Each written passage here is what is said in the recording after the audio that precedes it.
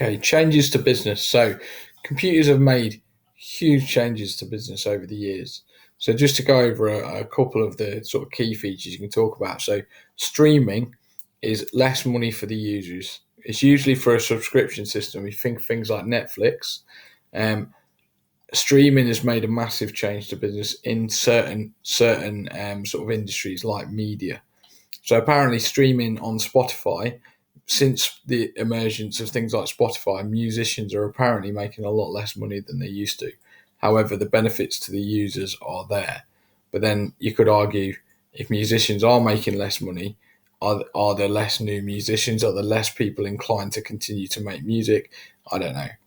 Um, this idea of the sharing economy, which I don't know if most people know about, but it's services that allow people to make money from things they already own.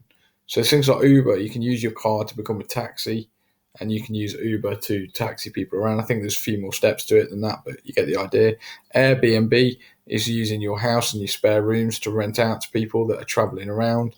There's some even ones where you can rent out equipment. So, for example, there's if you're a cameraman, you can rent out your camera equipment when it's not in use to other people, obviously fully insured. You can earn quite a lot of money by renting out your kit. And that's known as the sharing economy, which would be a massive change to business. The other one is the obvious one. It's your 24/7 access if you've got a digital shop. So if you use computers to create like an online website, these digital shops are open 24 hours a day, 7 days a week, and don't require staff.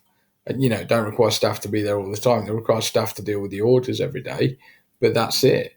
And also worldwide shopping.